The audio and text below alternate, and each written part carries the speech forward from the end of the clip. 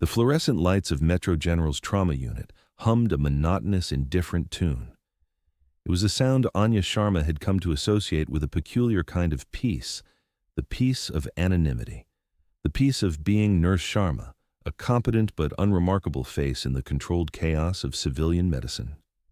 She checked the fluid levels on an IV bag, her movements precise and economical. No wasted motion. It was a habit forged in a different world, under a different name, a lifetime ago. "Sharma, bed 3 needs a new dressing."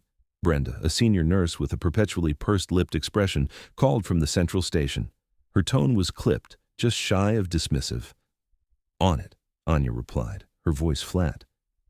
She didn't look up. In this world, she was a subordinate, a pair of hands, a follower of orders. She had willed it so. It was her penance, her camouflage. She moved to bed 3, a construction worker who'd had a less than friendly encounter with a nail gun. He was grumbling about missing his shift. Anya offered a small, practiced smile that didn't reach her eyes.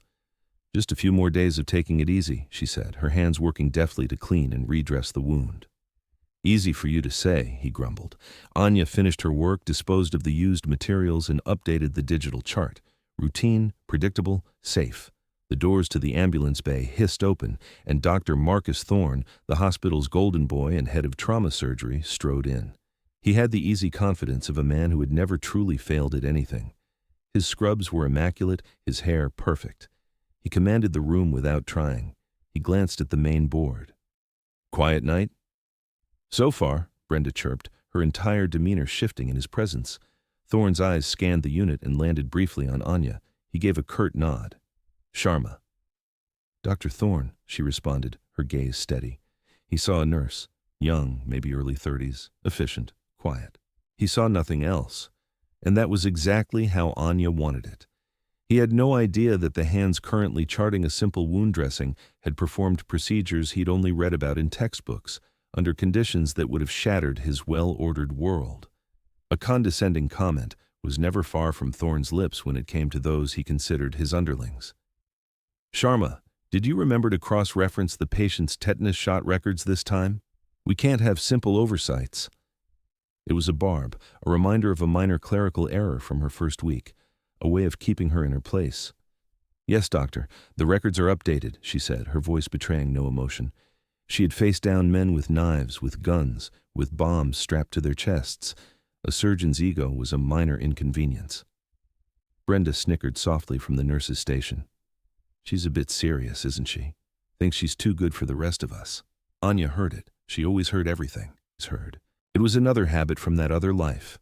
Situational awareness, but here she let it slide off her like water. Let them think what they wanted. Their opinions were part of her armor. The calm was a fragile thing. It shattered with the frantic call from the hospital's helipad. "Medevac inbound, ETA 2 minutes, single patient, male, multiple GSWs, patient is ex-military, VIP transfer from Ramstein, he's crashing." The unit exploded into motion. Thorne was instantly in his element. "Trauma Bay 1, get me a full workup. Massive transfusion protocol on standby. Page cardio, page ortho, let's go, people." Anya felt a cold dread snake up her spine. Ex-military, VIP transfer, GSWs. The words were keys, unlocking doors in her mind she had welded shut. She moved with the rest of the team, her face an unreadable mask, but inside, a storm was gathering. She prepped the bay, her hands steady despite the tremor deep in her soul. She laid out the instruments, the chest tubes, the intubation kit. The sound of the helicopter blades beating the air grew from a distant thrum to a deafening roar that vibrated through the building itself. It was a sound she knew intimately, the sound of incoming wounded, the sound of impossible choices. The bay doors burst open, the gurney clattered in, flanked by 2 grim-faced flight medics. On the gurney was a man who looked like he was carved from granite and then systematically destroyed. His body was a roadmap of violence. Bandages, stained crimson and brown, covered his torso and legs. An oxygen mask was strapped to his face, but his breathing was shallow, ragged. Thorne was already at his side. "Give me a report." "Master Chief Petty Officer Elias Vance," the flight medic gasped, running alongside the gurney. "Navy SEAL, caught in a training accident in North Africa. Stabilized in Germany, but threw a PE on the flight over. We pushed heparin and started a TPA drip, but his pressure bottomed out. He's hypotensive, tachycardic, sats are in the low 80s and falling. Anya froze. Vance. Elias Vance. The name hit her like a physical blow. She staggered back a half step, her hand instinctively going to her mouth. The room seemed to tilt, the humming lights blurring. It couldn't be. She forced herself to look closer, past the tubes and the blood, at the strong jawline, now clenched in agony, at the short-cropped hair, matted with sweat, at the scar that bisected his left eyebrow, a scar she had put there herself with 6 careful stitches in a dusty tent in Kandahar. It was him, Reaper, the lead breacher for Saber Team, her protector on a dozen missions, and the man whose best friend, Ghost, had died on her operating table in a Syrian tunnel. Thorne was barking orders. "Get me a central line. Let's get him intubated. I want a fast scan now. Move!" The team swarmed the gurney, but Anya wasn't looking at them. She was looking at the injuries. The entry wounds weren't clean. They were ragged, surrounded by a strange, starburst pattern of shrapnel burns. It wasn't a standard bullet. She knew that pattern. It was from a hypervelocity, fragmenting round, a bespoke munition, the kind of weapon you don't encounter in a training accident, the kind of weapon used by a very specific, very deniable unit, the same kind that had torn through their team in Syria, the kind that had killed Ghost. "Pressure's dropping, 60/40, a nurse shouted. "Push 2 more units of ONEG, Thorne commanded. He placed the ultrasound probe on Vance's abdomen. "No free fluid in the belly. Lungs sound clear. It's not a tension pneumo. The PE must be massive. Let's up the TPA." Anya's mind, the mind she had tried so hard to silence, screamed in protest. "No, wrong. It's not the PE." She took a step forward. Her voice was quiet but cut through the noise. "Dr. Thorne," he glanced up, annoyed at the interruption. "What is it, Sharma? Can't you see we're busy?" "Don't increase the TPA," she said, her voice gaining strength. Thorne stared at her, his face a mask of disbelief. "Excuse me? I am the attending surgeon here. You are the nurse. Do not question my orders." "You'll kill him," Anya stated. It wasn't a suggestion. It was a fact. "He's not crashing because of the pulmonary embolism. He's bleeding out." "I just scanned him," Thorne shot back, his voice dripping with condescension. "There is no major bleed in the abdomen or chest." "You're looking in the wrong place," Anya insisted, moving closer. She pointed at Vance's chest. "Those aren't standard GSWs. Those are fragmenting rounds. There's a piece of shrapnel. It's migrated. He's in cardiac tamponade." Thorne's face flushed with anger. "That's ridiculous. A pericardial bleed would have shown on the scan." "You're out of line, nurse. One more word and you're out of this room." "His heart is being crushed in its own sac," Anya said, her eyes locked on Thorne's.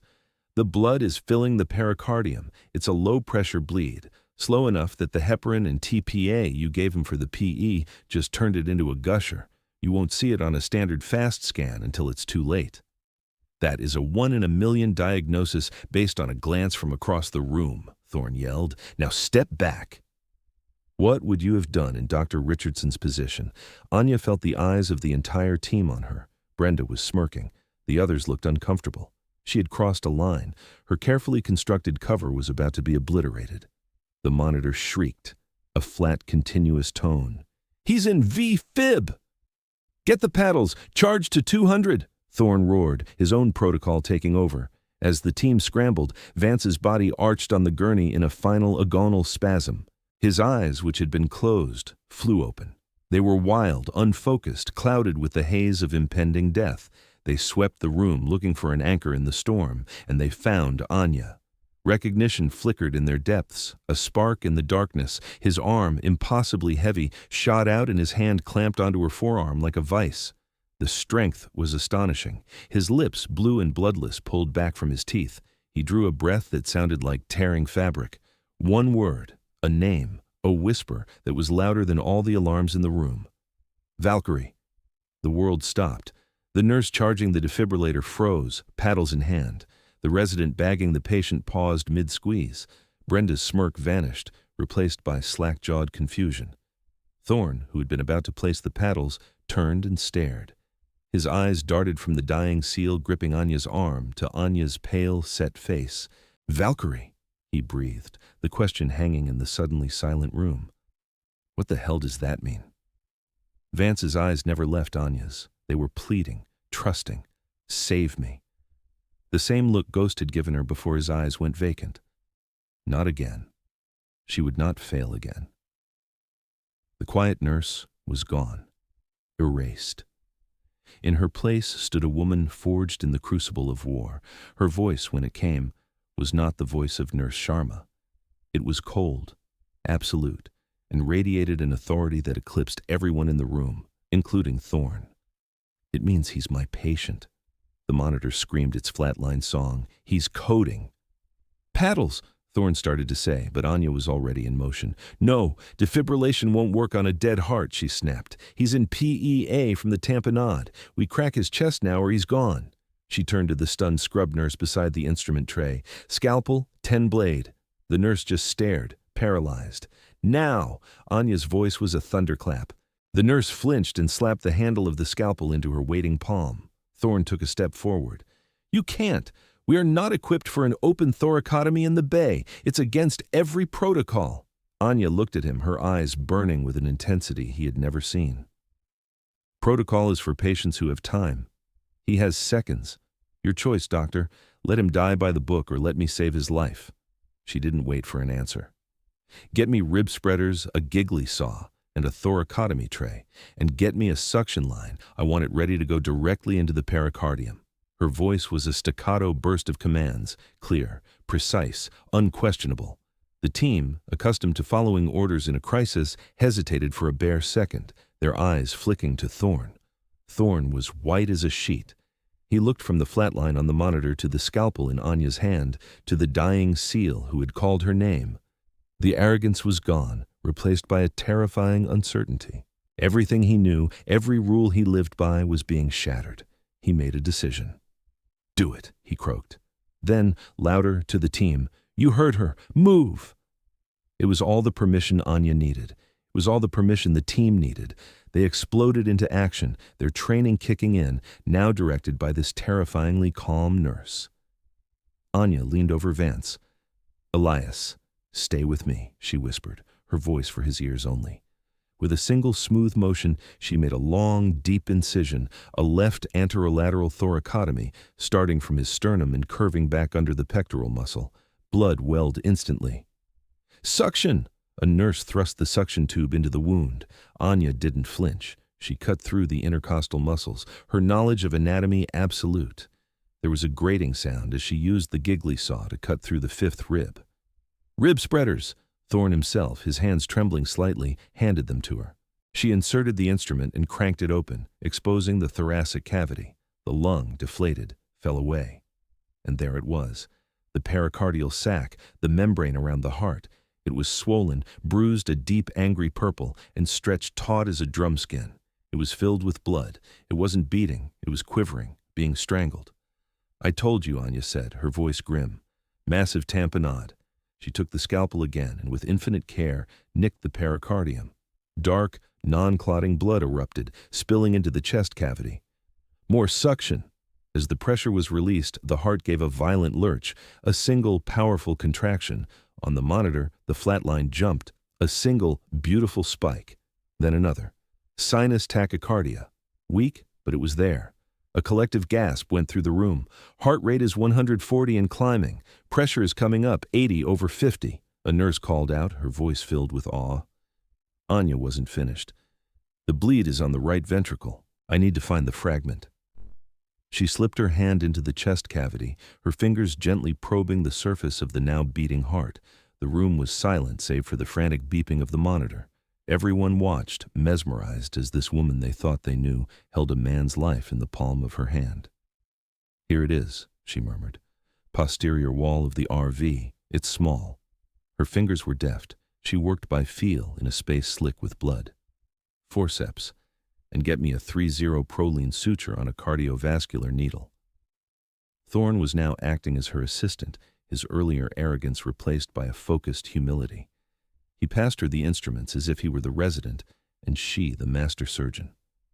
She located the tiny razor-sharp piece of metal embedded in the muscle of the heart wall.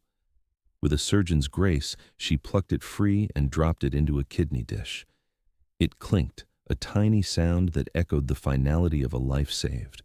Sha, suture. She placed the stitches with impossible speed, her hands a blur, a purse string suture around the perforation, cinching it tight. The bleeding stopped. "It's done," she said, pulling her hand from his chest. She looked up, her gaze sweeping over the faces of the stunned team. Her scrubs were soaked in blood. Her face was stark, her eyes ancient. "Let's get him upstairs. He needs a full washout chest tube, and then we can worry about the PE and the rest of his injuries. But he'll live." She stepped back from the gurney, her role finished. The adrenaline began to recede, leaving a profound emptiness in its wake. The ghost of Nurse Sharma flickered back into existence. The team, galvanized, began prepping Vance for transport to the OR. But Thorne didn't move. He just stood there, staring at Anya. He looked down at his own hands, then back at her. The swagger was gone. He looked smaller, humbled. He walked over to her, his steps uncertain. The rest of the team faded into the background. He started, his voice barely a whisper. He swallowed hard. "I was wrong. I would have killed him. You did an emergency thoracotomy in the bay with your bare hands." Anya simply nodded, her expression unreadable. She was already retreating, pulling the shell of her anonymity back around her. "I'm sorry," Thorne said. The words were quiet but held the weight of a profound revelation. "For everything. For today. For being a condescending ass."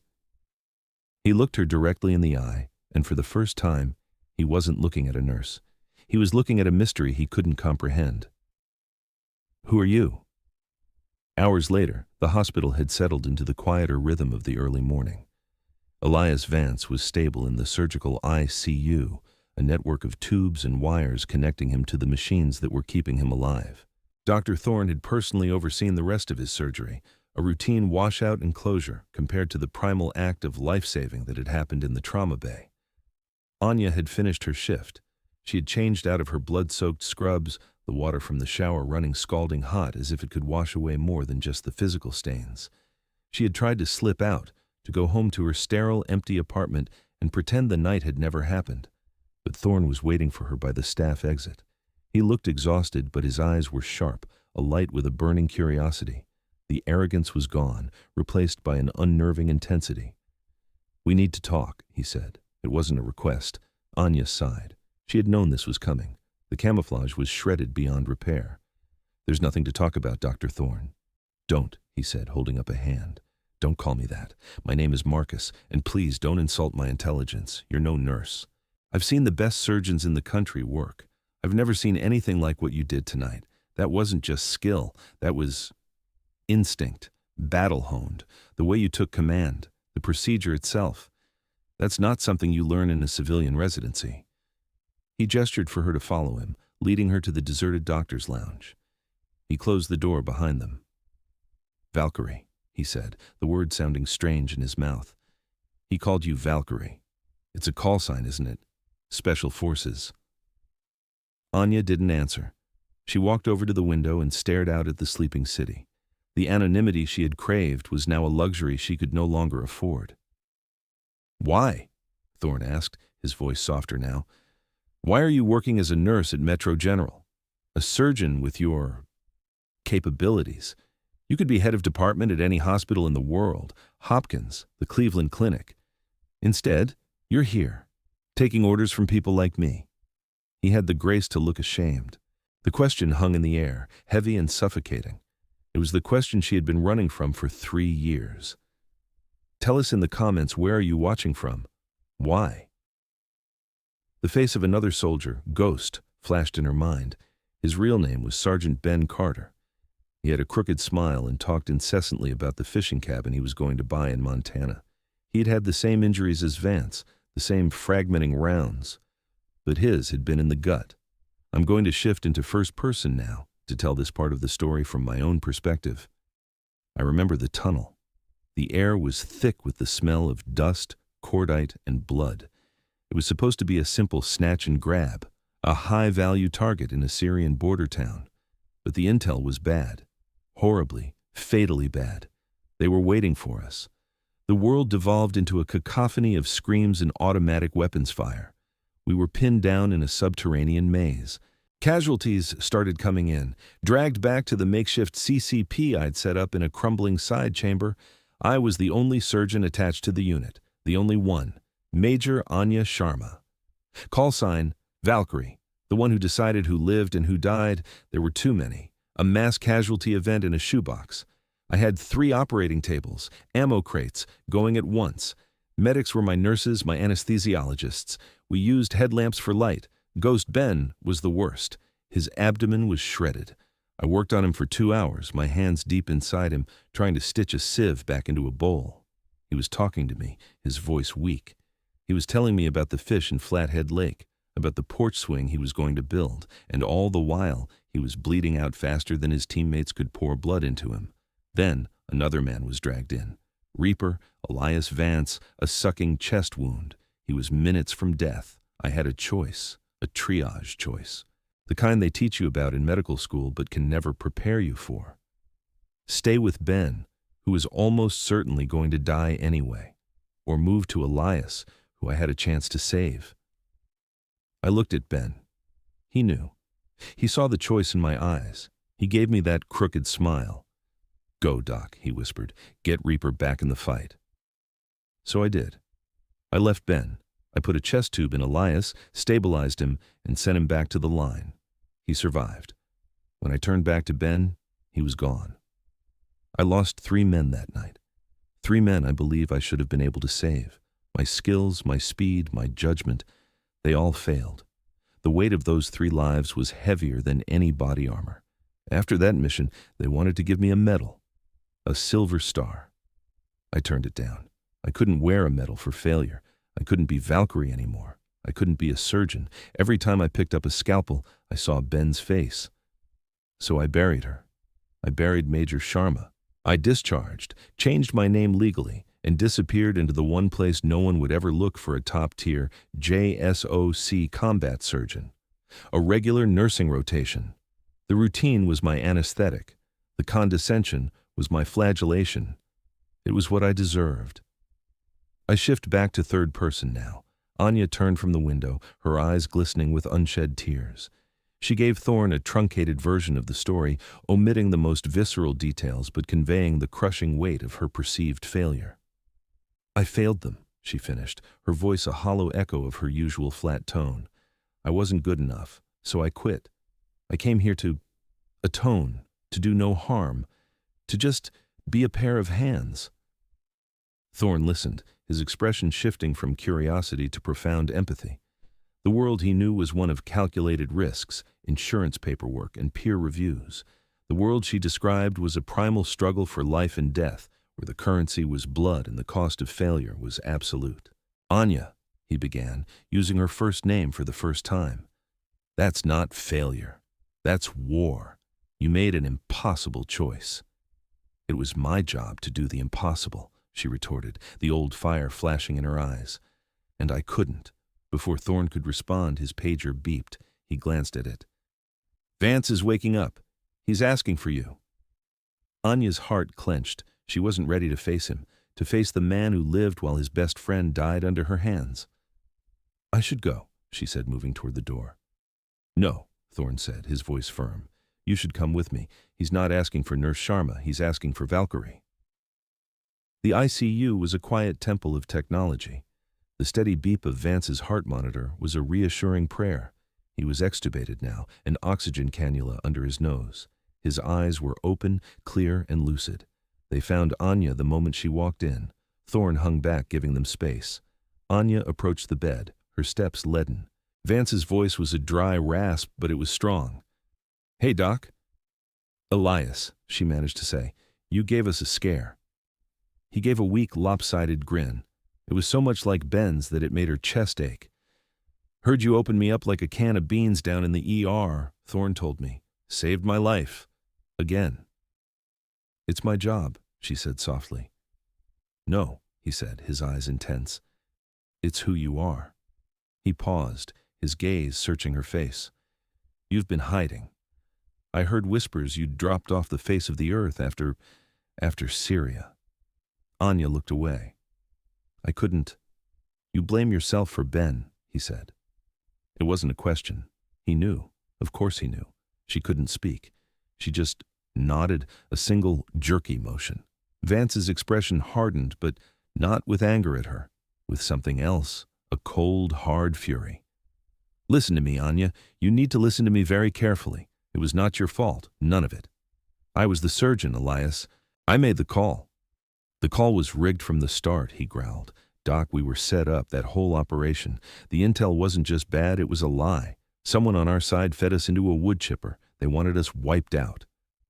Anya stared at him, her mind reeling. What are you talking about?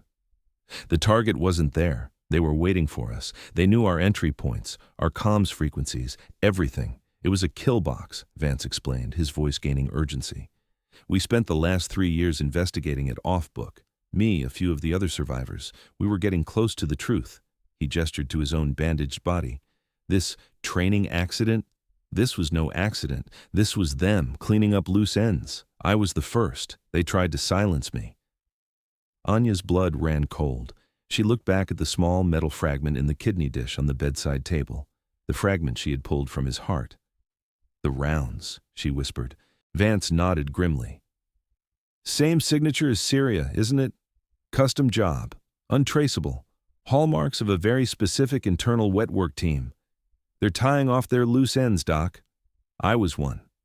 And the legendary surgeon who saw the whole thing and disappeared? The implication hung in the air, deadly and sharp. You're the other. Her past wasn't a ghost she was running from. It was a hunter, and by saving Vance, by revealing herself, she had just sent up a flare. The realization hit Anya with the force of a physical impact. Her trauma wasn't a story of personal failure. It was a story of betrayal. She wasn't a broken surgeon who had failed her men. She was a witness to a crime. Her guilt, the heavy shroud she had worn for 3 years, was a lie, a carefully constructed narrative that had served the purposes of the real enemy. It had kept her quiet. It had kept her hidden. It had kept her neutralized. Who? She asked, her voice low and dangerous. Who sold us out? We don't have a name, Vance rasped, wincing as he shifted in the bed. Just a shadow. Someone high up in the command structure. Someone with the authority to feed a Tier 1 unit bad intel and then classify the entire debacle to bury it. Someone who profits from chaos in that region. Thorne, who had been listening from the doorway, stepped forward. This is insane. This is a hospital. You're talking about conspiracies, about assassins. Doctor, Vance said, his gaze hard as flint, the man who just had his chest cracked open in your ER is telling you this is very real. And she, he nodded toward Anya, is in danger. They know she's here now. They have to. Anya's mind was racing, the methodical, analytical brain of the surgeon and the tactical mind of the operator merging into one. My prints. When I came on staff here, they were entered into the employee database, standard procedure. But if someone was actively looking, cross-referencing my service records with civilian databases, and the surgery on me, Vance added, a high-profile SOCOM patient, my medical file is flagged 6 ways from Sunday. The details of the procedure, an emergency thoracotomy performed by a nurse, would trigger every alarm. They know you're here. And they know you saved me. You're no longer a ghost. You're a threat. A chill that had nothing to do with the hospital's air conditioning washed over the room. Anya's self-imposed exile hadn't been a penance. It had been a shield that had just been shattered. The next 24 hours were a blur of tense quiet. Thorne, now a firm and bewildered ally, used his authority as department head to put a wall of bureaucratic red tape around Vance. He was listed under a pseudonym. Access to his room was restricted to a handful of trusted staff. Anya stayed close, officially on duty, but in reality she was standing guard. The hospital, once her sanctuary of anonymity, now felt like a cage. Every new face, every unexpected sound sent a jolt of adrenaline through her. She was back in the tunnel, waiting for the enemy to come through the door. The enemy arrived the following afternoon. He didn't come with guns blazing. He came with a briefcase and an unnervingly pleasant smile. He was a man in a perfectly tailored gray suit that probably cost more than Anya's car. He was of medium height, with thinning hair and pale, watchful eyes that seemed to miss nothing. He moved with an unhurried grace that spoke of absolute confidence. He introduced himself to the charge nurse at the ICU station as Mr. Cross from the Department of Defense. He had all the right credentials: laminated IDs, official-looking documents with watermarks and signatures. He was here, he explained in a calm, reasonable tone, to oversee the transfer of a critical military asset, Master Chief Vance, to a more secure facility at Walter Reed. Thorne was immediately paged. He intercepted Cross just outside Vance's room. "I'm Dr. Thorne, head of this department. I'm afraid there's been a mistake. The patient is not stable for transport," Thorne said, trying to project an authority he didn't feel. Cross's smile didn't waver. "Doctor, I appreciate your concern for your patient, but this is now a matter of national security. The Master Chief's safety is our paramount concern. We have a fully equipped medical transport team waiting."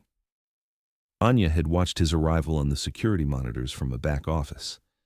She recognized the type, the quiet functionary who is far more dangerous than the soldier with the rifle, the fixer, the man who cleans up messes. She walked calmly down the hall to join them.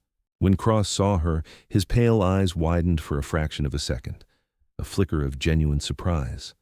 Then it was gone, replaced by the same bland professional mask. But he knew who she was. "And you must be Nurse Sharma," he said, his voice smooth as silk. "I've been reading about your heroic work. Quite the story." "He's not going anywhere," Anya said, her voice flat. She stood beside Thorne, a united front. Cross's smile finally thinned. "I don't believe you're in a position to make that determination, nurse. I have orders, signed by the Deputy Secretary of Defense." He patted his briefcase. "This is not a negotiation." "Those orders are meaningless if the patient dies during transport," Thorne countered, finding his footing. "And as his attending physician, I'm telling you, moving him now would be unacceptably risky." "A risk we are prepared to take," Cross said coldly. His gaze shifted back to Anya. There was a message in his eyes, meant only for her. "You should have stayed hidden. This was it. The confrontation. She had a choice. She could step aside, let them take Vance. He would die of complications on the way to Walter Reed. And then she could run. Disappear again, this time for good. Bury herself so deep they'd never find her. The instinct for self-preservation screamed at her to do just that. Or she could fight. She could stand her ground, not as a nurse, not as a ghost, but as Valkyrie. The guardian. The one who stands between the wounded and the darkness. She looked past Cross, through the glass of the ICU room door. She saw Vance awake, watching them. He met her gaze and gave a single, almost imperceptible nod. "Your call, Doc." It was the same choice she'd faced in the tunnel. Who lives? Who dies? Only this time, she understood the stakes. This wasn't about her failure. It was about his survival. It was about justice for Ben and the others. Anya made her choice. She looked at Thorne. "Code Silver," she said, her voice low and urgent. Thorne stared at her.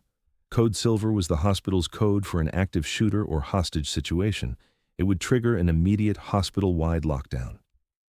"Are you sure?" he whispered. "He is the threat," Anya said, her eyes locked on Cross. "He's not here to transfer Vance. He's here to kill him. We need to buy time. We need to contain him." Thorne trusted her. He had seen what she could do. He had seen the truth in Vance's eyes. He nodded, turned, and walked briskly to the nurse's station. He picked up the phone. "This is Dr. Thorne in the SICU. I am declaring a code Silver. Active threat on the 3rd floor. Initiate lockdown protocol. I repeat, code Silver." The effect was instantaneous. A recorded announcement blared over the hospital's PA system. "Code Silver, code Silver. 3rd floor. Initiate lockdown procedures." Red lights began to flash. Heavy magnetic locks on the doors at the end of the corridor clanged shut. Cross spun around, his professional calm finally shattering, replaced by a look of pure fury. He was trapped. "What have you done?" he hissed at Anya. "My job," she replied, her voice cold as ice. "Protecting my patient." The ICU, moments before a place of quiet healing, was now the heart of a tense standoff. The nurses and other staff, following protocol, had either evacuated or locked themselves in secure rooms. It was just Anya, Thorne, and Cross in the corridor outside Vance's room. and Vance himself, watching from his bed. Cross slowly regained his composure, a dangerous calm settling over him. He straightened his tie. "A foolish gesture, Major Sharma." He used her old rank, a deliberate move to unsettle her. "You can't possibly think this changes anything. You've delayed the inevitable and created a massive incident that you will be held responsible for." "I'll take my chances," Anya said.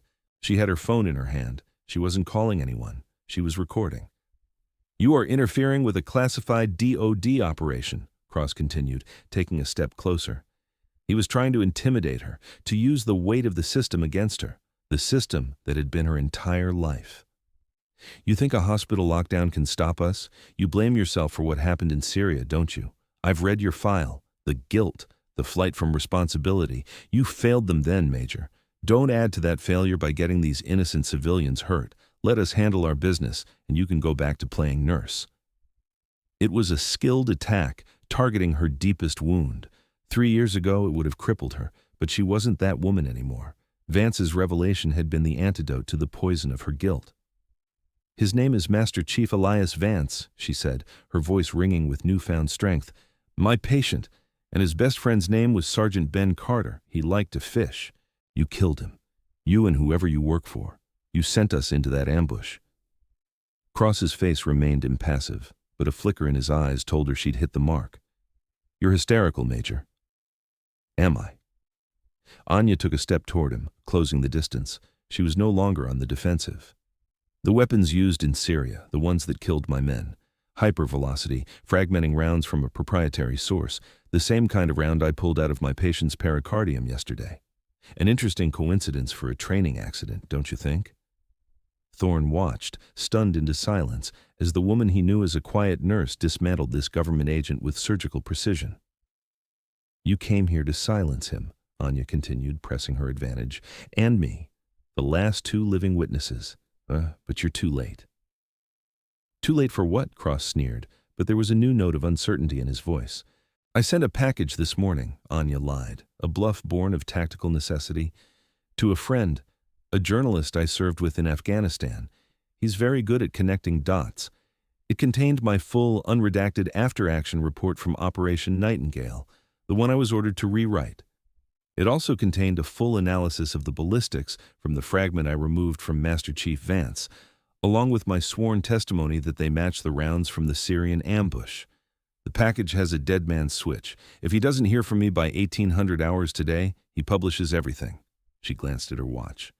"It's almost 1600 now, so you see, Mr. Cross, you have a problem. You can't kill us. If we die, the story breaks. If you walk away empty-handed, your bosses will want to know why. It seems to me you're the one who's in a kill box now." "Checkmate."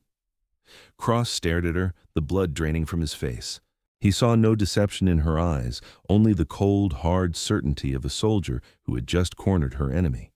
He was a man used to operating from the shadows, with all the power of a clandestine state at his back. He had no protocol for this, no protocol for a target who refused to be a victim, who fought back not with a weapon, but with the truth. The sound of heavy boots pounding down the hallway announced the arrival of the hospital's security team, followed closely by the local police SWAT unit, drawn by the code Silver. Cross was truly irrevocably trapped. His mission was a failure. Worse, he was now a liability. His face, his credentials, his very presence were now part of a massive public incident. He looked at Anya one last time, his expression a mixture of hatred and grudging respect. "You've just made a very powerful enemy, Major." "I've had practice," she replied without blinking. The lockdown ended an hour later. Cross was taken into custody by the local police, a move that only delayed his retrieval by his own people. But it didn't matter. Anya had won the battle. She had bought the time they needed. Her bluff about the journalist had been just that, a bluff. But the moment the lockdown was lifted, she and Thorne made it a reality. With Vance's full cooperation, they compiled a detailed report. Anya wrote her testimony. Thorne added his medical findings and a statement about Cross's attempt to abduct a patient against medical advice. Vance provided the names of his contacts in the Naval Criminal Investigative Service and the Inspector General's office, the few people he knew he could trust. The package was sent. The real dead man's switch was now active. The conspiracy, which had festered in the shadows for 3 years, was about to be dragged into the light. In the days that followed, the hospital became the unlikely epicenter of a quiet, high-stakes war. Men in suits, the real ones from the DOD and the Justice Department, replaced the likes of Cross. They interviewed Anya, Thorne, and Vance. They were professional, courteous, and their questions were aimed at containing the fallout, not exposing the full truth. But Anya held her ground. She refused to be silenced or sidelined. She had embraced the identity she had tried to kill, and with it came a clarity and a strength that unnerved them. She was no longer just a witness, she was a key player. The confrontation in the ICU had been the climax, but the true victory was quieter, taking place in the hospital's boardroom a week later. Anya stood before the hospital's board of directors, the hospital administrator, and a 2-star admiral who had been sent to liaise. The administrator, a man named Henderson, cleared his throat. "Dr. Sharma," he began, using the title that was now her unofficial reality, "we find ourselves in a unique and unprecedented situation. Your actions, while unorthodox, saved Master Chief Vance's life and exposed a serious threat. Your skills are, to put it mildly, extraordinary." The Admiral nodded in agreement. "Major Sharma, Doctor, your service record is exemplary despite its abrupt end. What you did here, it has not gone unnoticed. The DOD is prepared to offer you a full reinstatement of your commission at your former rank with a position at Walter Reed." It was the easy way out, a return to the world she knew. But it was also a way for them to control her, to put her back in a box. She looked at Thorne, who stood beside her. He gave her an encouraging nod. He had been her staunchest defender all week. His initial skepticism transformed into unwavering loyalty. "Thank you, Admiral," Anya said respectfully, "but my place is no longer in the military. My war is over. But there are other battles to be fought." She turned her attention to Henderson and the board. Every year, thousands of service members return to civilian life. Many of them carry wounds, both visible and invisible, that civilian medicine is not equipped to handle. They have injuries from exotic weapons, psychological trauma from experiences no one here can imagine. They fall through the cracks. They are misunderstood, misdiagnosed, and left to fend for themselves. She paused, letting her words sink in. "What you saw me do for Master Chief Vance was not a miracle. It was a specific set of skills, born of necessity on the battlefield. It's a combination of aggressive, improvisational trauma surgery and a deep understanding of the military mindset. This hospital, this city, needs a place where those skills are not an anomaly. They need a standard." Henderson leaned forward, intrigued. "What are you proposing, Doctor?" "I'm proposing a new beginning," Anya said, her voice filled with a passion that had been dormant for years. "I want to build a new unit within this hospital. A center for advanced combat trauma and veteran care, a place run by veterans, for veterans. We'll combine cutting-edge surgical techniques with psychological support, physical therapy, and logistical help for transitioning service members. We will treat the whole soldier, not just the wound. We will not just save lives, we will rebuild them." She had made her final choice. She was not running, she was not hiding, she was building. She would take the pain of her past and forge it into a purpose. There was a stunned silence in the room.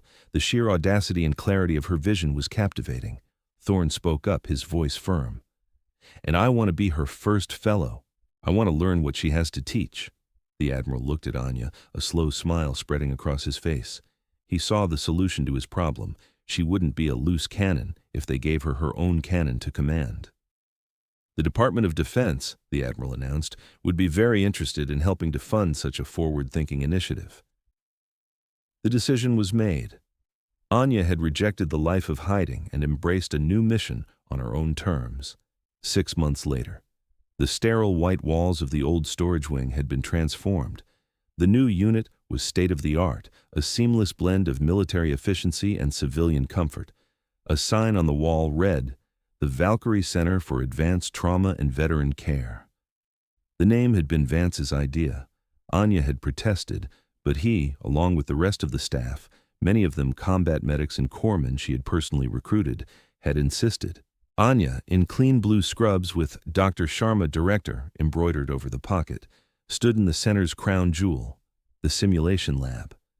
It was a hyper-realistic trauma bay that could replicate any injury, any scenario, from an IED blast in a desert to a collapsed building in a city. Before her stood a group of the hospital's top surgical residents, along with a humbled and eager Dr. Marcus Thorne. They were all dressed in scrubs, their faces a mixture of apprehension and excitement. On the central operating table lay a high-fidelity mannequin, its chest already marked for an incision. Monitors above it displayed a rapidly deteriorating set of vitals. Your patient is a 30-year-old male with multiple penetrating chest traumas from an unknown explosive device, Anya began, her voice the calm, authoritative tone of a seasoned commander. He is hypotensive and tachycardic. The fast scan is negative. Dr. Thorne, what's your assessment? Thorne didn't hesitate. Based on the mechanism of injury and the negative scan, I'd suspect a cardiac tamponade from a migratory fragment. Anya allowed herself a small, genuine smile. And your proposed course of action? The patient is crashing. No time for the OR, Thorne said, his eyes meeting hers with shared understanding. I'd perform an emergency thoracotomy right here, right now. Show me, Anya commanded. She stepped back, her arms crossed as Thorne and the residents began to work. She was no longer just a surgeon. She was a teacher, a leader. She watched them, correcting a hand position here, offering a quiet word of advice there. She was passing on the brutal, hard-won lessons of her past, transforming them into a legacy of healing. A movement at the door caught her eye. Elias Vance stood there, leaning on a cane but otherwise looking strong. He was fully recovered and had taken a civilian role as the center's lead patient advocate. He caught her eye and gave her a proud, grateful nod. In that moment, Anya felt a sense of peace she had not known since before the Syrian tunnel. The ghosts of her past were not gone, but they were no longer her jailers. They were her honor guard. She had finally integrated the two halves of her soul, the quiet nurse and the fierce warrior surgeon. She was no longer haunted by her past, but empowered by it. She had found her new battlefield. She had found her new purpose. Valkyrie was home.